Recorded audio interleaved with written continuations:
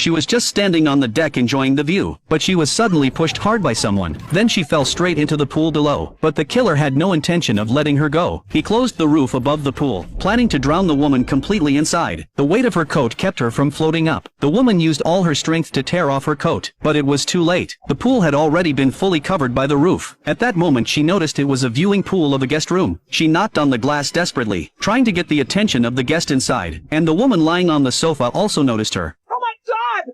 What's the matter?